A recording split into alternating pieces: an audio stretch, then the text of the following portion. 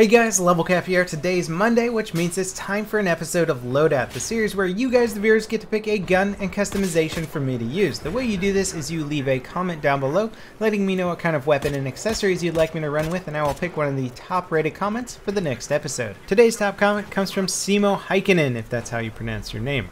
The Loadout is called the Urban Moscow Mafia, and it's going to be using the SVD-12 to represent the SVD-M Dragunov with the PSO-1 4x optic.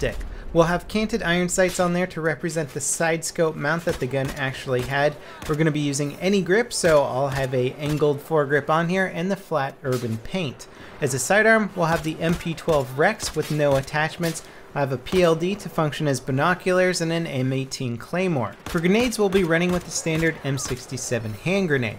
Now, Simo wanted us to play on urban maps to eliminate high-profile targets, protect your brotherhood, and kill anyone who tries to stop you or your brothers from doing criminal activities. I tried to play on urban maps, but it really wasn't up to me as much as it was the servers and the server population, so there's plenty of rural maps mixed into this gameplay. I also tried to use the canted iron sights as much as possible and get gameplay with that. As cool as it is to get kills with the canted iron sights, it looks kind of badass when you turn your gun sideways. They are super uneconomical, and I found it easier to use the 4x scope even in extreme close quarter situations. It was just a little bit less obstructing, because when you turn that gun sideways, the massive scope on top of the weapon takes up a very large portion of your screen, and it becomes difficult to track fast moving targets. Now, thankfully, DMRs have come a long way since the start of Battlefield 4. We've had damage model tweaks, we've had gun property tweaks, and we've also had the visual recoil fix implemented. All these things have basically made them much more palatable weapons. I wouldn't say that they're amazingly good,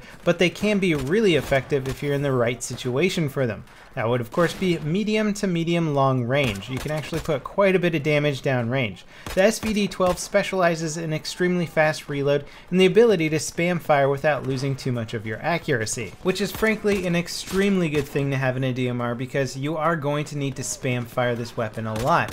It's going to be a 3-shot kill pretty much regardless of the range you hit somebody at. If you're an awesome marksman, then you can 2-shot them if you mix a headshot in there. Unfortunately, when it comes to close range, you've still got that 3-shot kill requirement. If you're in a really intense server and people are taking damage left and right, then it can be a 2-shot if they have at least 10 damage done to them. The SVD-12 does 45 damage max, so if you can stack 2 shots, that's 90 damage there. If somebody else does 10, then you got a 2-shot kill, which isn't bad, but again, it's not something you want to rely on in CQB. The Hipfire is not great with this weapon, but I did have to rely on it in a few situations when somebody was right in my face and I couldn't aim down sight with a 4x optic. Switching between sights can be useful, but it's usually something that you have to kind of premeditate before you get into the action rather than doing it on the fly when somebody pops up in your face. Now, you can certainly make the SVD-12 or DMRs in general work in just about any game mode, but they are most effective in rush in my opinion.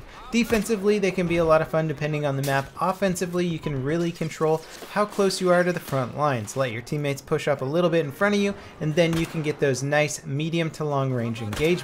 You can even duel with long range snipers with this, which is a lot of fun. If you get used to the aiming of it and the drop off, you can definitely get a headshot in there, making it a quick 2-shot kill. You can usually chain the shots right next to each other to the point where the sniper can't even move out of the way before he realizes he's getting shot. The recoil on the SVD-12 is certainly very manageable, and it becomes even more manageable when you put an angled foregrip on there. Using a 4x sight on this gun is no problem, and I actually kind of like the PSO-1 sight, even though it's kind of got a bigger housing around it. There's just something about the look and the crosshair on it that I really like sighting in and shooting guys with. When it comes to the M412 Rex, I can't say it's my favorite handgun of all time. It's certainly one of those things that caters to the people who like precision handguns that do have the option of getting those 1-shot headshots. It's a fun way to play the game, but it's also a more risky way to play.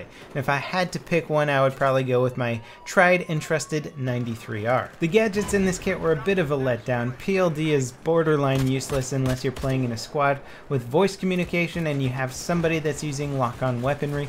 even then it's really not that effective. Lock-on weapons in this game just aren't what they used to be in Battlefield 3. One area that I have found the PLD to be somewhat useful in is when you're playing in a hardcore server. There's no 3D spotting, you don't have those little orange Doritos showing you where the baddies are. You can pop up the PLD, it'll pretty much give you a heat map of where everybody's hiding, so it can be a really great way to spot snipers that are hiding in bushes or something like that. When I got into the right situations with this weapon, I was able to absolutely tear it up, and I think I'm becoming a much bigger fan of the lesser bullet bloom on the SVD-12. It just seems to be a little bit more precise than competitor DMRs out there, and this is something that I didn't really notice or care about too much until I started using the SVD-12 a little more seriously.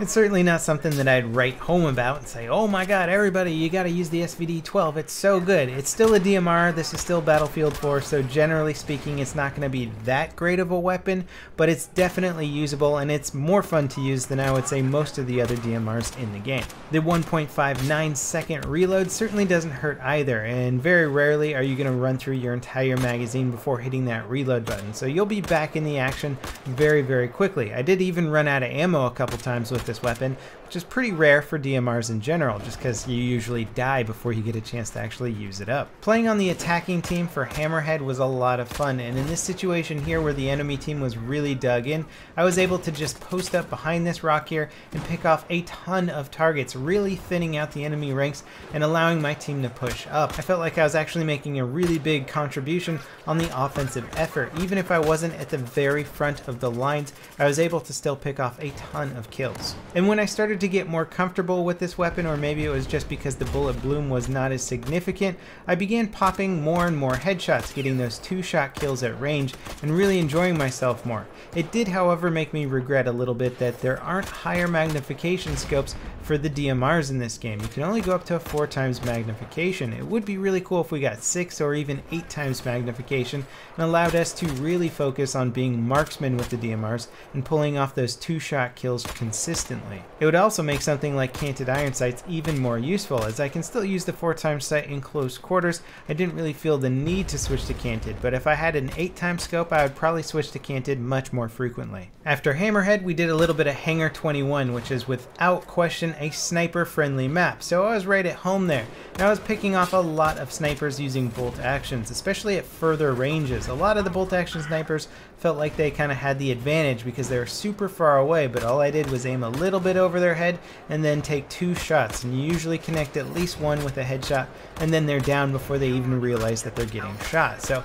that was kind of fun, having sniper duels, and one of the benefits, I guess, of not running those higher magnification scopes is that the scope glint doesn't give you away, so a lot of times snipers don't actually realize that you're aiming directly at them. Sadly though, this map kind of had a fatal flaw. Whenever we pushed up to a significant portion on the map, a UCAV would come in and pretty much blow up an entire squad of people. The cover is limited, so everybody kind of has to hug against the same rocks, making it very easy for mortars and UCAVs to pick us off, and this pretty much prevented us from getting all the way up the hill and winning the game. It was a fun try though, and I really can't wait for the next patch to come out that nerfs the heck out of UCAVs, because they are by far the most annoying thing in this game. Not a big fan of mortars either. Now, as far as this loadout goes, it was good. I had fun playing with it, but I'd probably make a few tweaks to it if I was going for the ideal SVD-12 setup. I would take the Canted iron sights off there and put a target designator on there instead to help me with a little bit of that spotting.